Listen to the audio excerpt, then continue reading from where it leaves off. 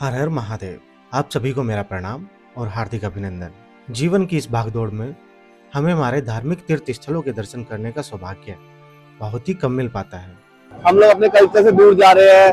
भगवान तभी हमें याद आते हैं जब हम परेशानी में होते हैं। इसलिए मैं आप सभी दर्शकों को अपने चैनल के माध्यम से हमारे तीर्थ और मंदिरों का दर्शन करवाता रहता हूँ। आज मैं आपको जिस दिव्य मंदिर के दर्शन करवाने जा रहा हूँ वो है संगम नगरी तीर्थराज प्रयाग में स्थित श्री बड़े हनुमान जी का मंदिर। इस मंदिर के बारे में कहा जाता है कि श्री बड़े हनुमान जी मंदिर में हनुमान जी के दर्शन के बिना संगम स्नान अधूरा है। आखिर इस मंदिर का रहस्य क्या है और क्या है इस मंदिर के पीछे की कहानी, जानने के लिए वीडियो को अंत तक जरूर देखें। इस मंदिर को कई अन्य नामों से भी जाना जाता है। बड़े हनुमान जी, किले वाले हनुमान जी, लेटे हुए हनुमान जी और बांध वाले हनुमान जी। यह मंदिर 600 से 700 वर्ष प्राचीन माना जाता है। प्रयागराज में स्थित बड़े हनुमान जी का यह मंदिर अन्य हनुमान मंदिरों से अलग है। आपने सभी मंदिरों में हनुमान जी की खड़े या बैठे हुए मूर्ति देखी होगी, लेकिन इस मंदिर में स्थापित हनुमान जी की मूर्ति अलग है। आइए चलते हैं इस मंदिर में स्थित हनुमान जी की दिव्य दक्षिणाभिमुखी मूर्ति जो कि लेटी हुई अवस्था में विराजमान है, उनका दर्शन करने। यहाँ पर दर्शन करने आए श्रद्धालुओं की भीड़ को देखकर आप समझ ही गए होंगे कि यह मंदिर कितना दिव्य और प्रसिद्ध है। मंदिर में स्थित हनुमान जी की दिव्य मूर्ति को स्नान कराने के लिए मां गंगा प्रतिवर्ष मंदिर तक आती है। हनुमान जी की यह मूर्ति धरातल से 7 से 8 फीट नीचे स्थित है और लगभग 20 फीट लंबी है। हनुमान जी की इस मूर्ति के बाएं पैर के नीचे कामदा देवी और दाएं पैर के नीचे अहिरावण दबा है। इनके दाएं हाथ पर राम लक्ष्मण और बाएं हाथ पर गदा सुशोभित है। बजरंग बली यहाँ पर आने वाले सभी भक्तों की मनोकामनाओं को पूर्ण करते हैं। लेटे हुए हनुमान जी के मंदिर के पास बैठकर प्रतिदिन सैकड़ों श्रद्धालु हनुमान चालीसा का पाठ करते हैं। ये सुंदर दृश्य देखकर मन को असीम शांति का अनुभव होता है। मंदिर परिसर में ही प्रसाद की दुकानें भी है, जहाँ से आप प्रसाद खरीद सकते हैं। मैं बचपन में एक बार आया था यहाँ पर, तो काफी टाइम बाद, लगभग 15 से 20 साल बाद मैं यहाँ पर आया हूँ।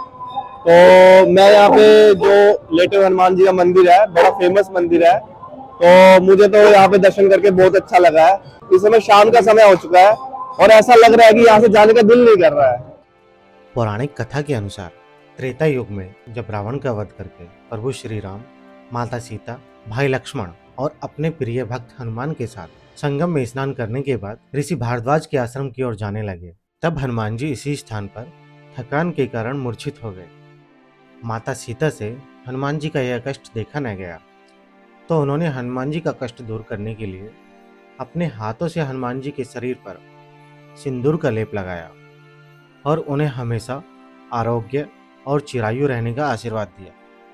साथ ही माता सीता ने यह भी कहा था कि जो भी इस त्रिवेणी तट पर संगम स्नान करने आएगा उसे संगम स्नान का संपूर्ण फल तभी मिलेगा जब वह हनुमान जी के दर्शन करेगा। कहा जाता है कि जो भी भक्त सच्चे मन से इस मंदिर में प्रार्थना करता है उसकी मनोकामना अवश्य पूरी होती है। हमारे हिंदू धर्म में है कि गंगा, यमुना, सरस्वती तीनों का संगम मतलब प्रयाग में होता है। तो हाँ, दिल में एक कसक थी कि नहीं यार, कभी ना कभी तो हम आएंगे। कुछ चीजें तो आपको घर बैठे भी मिल जाती है, अगर आप उनको यूट्यूब पे देखो मिल जाएगी, लेकिन जो आपको अनुभव यहाँ पर आएगा वो आपको वहाँ कभी नहीं मिल सकता। एक अन्य प्राचीन कथा के अनुसार कन्नौज के राजा के यहाँ कोई संतान नहीं थी। संतान प्राप्ति की इच्छा को लेकर वह अपने कुलगुरु के पास गए। उनके गुरु ने उन्हें संतानहीनता का समाधान बताते हुए कहा कि हे राजन, आप विंध्याचल पर्वत पर जाओ और वहां से हनुमान जी के उस स्वरूप की मूर्ति बनवा कर लाओ जिस स्वरूप में हनुमान जी अहिरावण के नागपाश से श्री राम और लक्ष्मण को छुड़ाने के लिए पाताल लोक गए थे। अपने गुरु की आज्ञा मानकर कन्नौज के राजा ने विंध्याचल पर्वत पर जाकर हनुमान जी की वैसी ही मूर्ति बनवाई जैसे गुरुजी ने कहा था।